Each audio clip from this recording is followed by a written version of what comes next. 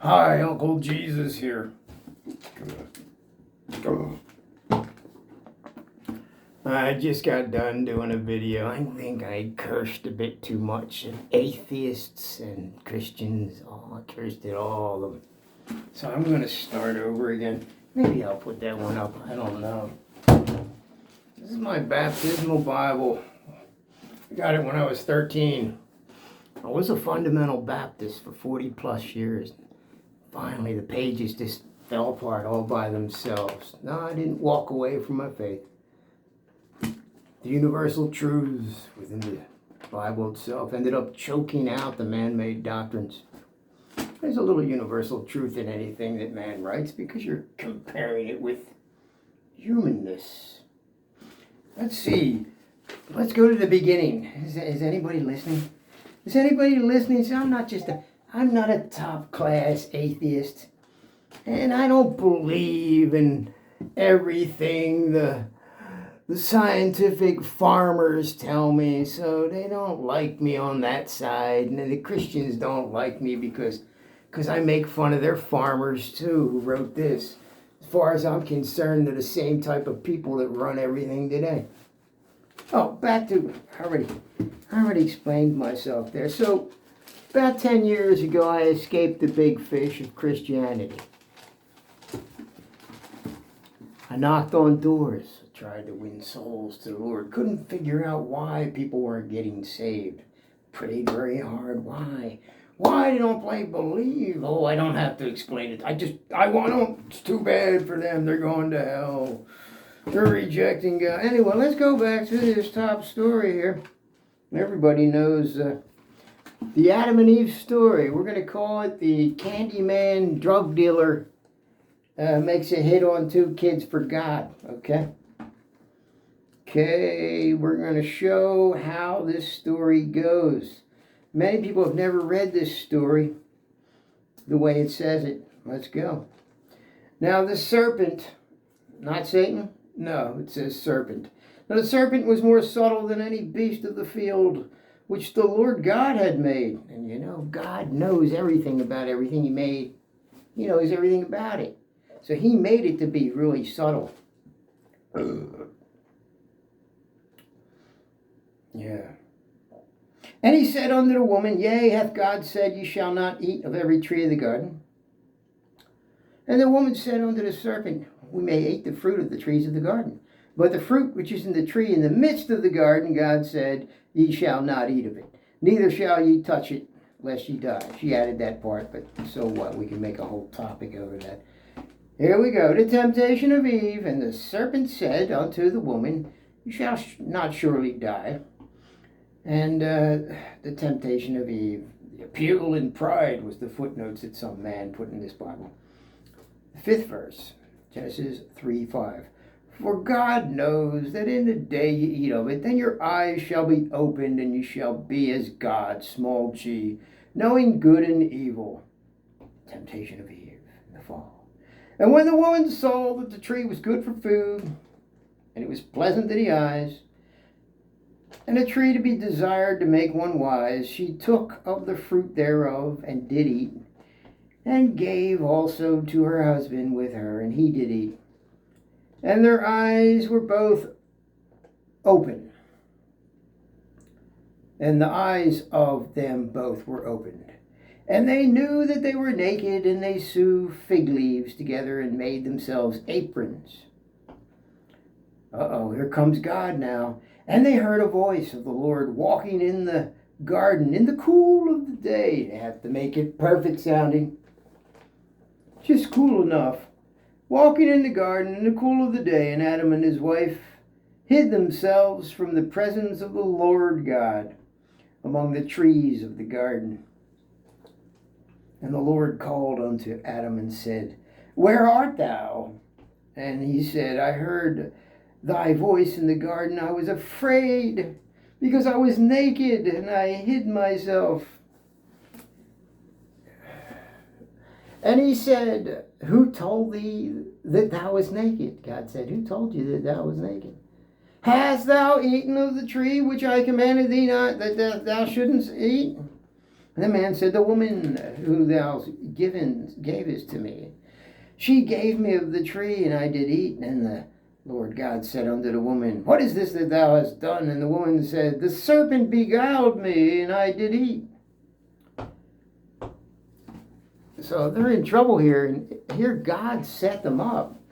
You see, God knew that the serpent was more subtle than any beast of the field which the Lord God had made.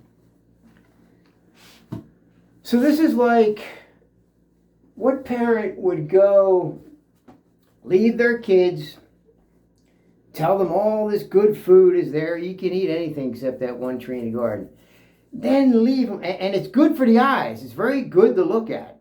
That's like taking a bowl of peanut M&Ms and putting it there, and then you're going to have a Candyman drug dealer tempting them to eat it, saying, nah, you won't die when you eat it. You're going to get knowledge. You're going to be like gods. So you're going to leave your kids with a Candyman drug dealer and make sure you know, because you're God, you know they're going to eat it because you planned it that way. Because God knows everything. Well, God has his reasons. Look at all the crap that's happening in the world now. Who in their right mind would put their children through all this? And the Lord said to the woman, what thou hast done? And the woman said, the serpent beguiled me, and I did eat. Of course the serpent beguiled her. What did you think, God? You planned it. And the Lord God said unto the serpent, he gets to blame the serpent now, the craftiest beast of all that he had put there, said, I'm going to keep my hands clean. I'll get him to tempt him. Why didn't God just walk away and let them find it themselves? Why did he need a tempter? Eventually they would have made a decision, because God wanted to keep his hands clean. This guy. Gotta have some. No, the reason why is because you owe me. The same way as the one-eyed farmers today do it. It's slavery. Here's your first story about slavery. I owe you. You owe me. It's the first story of slavery. In the Bible, anyway. And they call themselves the Lord's God. Ain't no creator said this. This is people wanting to control other people's lives. And it's been continuing all from this book and any other religion. And it continues for your very modern day Moses in disguise political system. It works like a religion. It has news, just like the false prophets. You couldn't get it around faster because you didn't have TV, you didn't have phones. They knew how valuable this text was to fool people into believing. It's the same way you damn news media. How can you get all the truth with all fake in between it nowadays? But I know some of you smart people are getting it all right. You're fooled too. All world full of fools thinking they're right. It'll play out, and if we're still around for another 50 years, that generation will be doing like Myth Vision TV on what were these people really thinking? Did they really think that Dr. So-and-so was telling the truth on everything? Well, they had it all right in the textbooks. Did you see all their private notes and sessions and experiments? No, you fucking idiots. I don't care how good you are at biology, man. I don't care how many subscribers you are. There's nobody higher and lower than Uncle Jesus. So, the serpent beguiled me, and I did eat. And the Lord God said unto the serpent, because thou hast done this, thou art cursed above all cattle. Saying to the snake, I said unto the serpent, because what thou hast done, you're cursed above all cattle. First he was the most subtle. Now he's the cursed most of all. And above every beast of the field, even cursed above them. Upon the belly, thy belly, shalt thou go and eat dust all the days of thy life. That's what snakes are supposed to do. A serpent ain't like walking around a tree, slithering around a tree. Now it's crawling on its belly like snakes do. Eat dust. And I will put enmity between thee and the woman, and between thy seed and her seed, and it shall bruise thy head, and thou shalt bruise his heel. That's what happens when you're walking through the field. You're going to step on his snake head. Because now the serpent's slithering on the ground. They're walking in the field. You're going to sniff. Sometimes he's going to bite you in the heel, he or she. And then sometimes you're going to crush his head. And they turned it into a whole big other story. What means that Jesus is going to... No, it doesn't mean it, because there is no Jesus here. And unto the woman I said, hey, I'm going to make another point. I will greatly multiply thy sorrow and conception. In sorrow thou shalt bring forth children, and their desire will be for the husband, and he shall rule over them. I don't see that now. It's a very mixed up society. Yes. Very mixed up society. I don't see that. Didn't work out. And unto Adam he said, because with you have hearkened unto the voice of your wife, and hast eaten the tree which I commanded thee, saying, thou shalt not eat of it. Cursed is the ground for thy sake. In sorrow thou shalt eat all the days of thy life. You ever see farmers back then? They didn't have any insecticides, anything. They got a field growing good. They were living like kings. It all depends, you know what I mean? So that didn't work out right. Now we wish we could have a place to grow crops, don't we? But Bill Gates plans to buy all that up. Another one-eyed farmer that y'all trust. Fucking idiots. He's looking out for us. He's got OCD, power hungry. All the rest of them do too. They're all competing. Thorns and thistles shall bring forth to thee, and thou shalt eat the herb of the field. In the sweat of thy face thou shalt eat bread. Except if it's in air conditioning.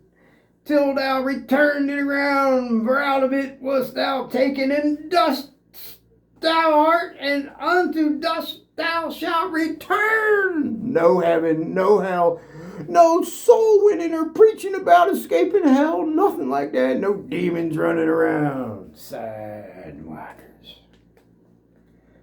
The faith of Adam. And then Adam called his wife name Eve, because she was the mother of all living. And sin too.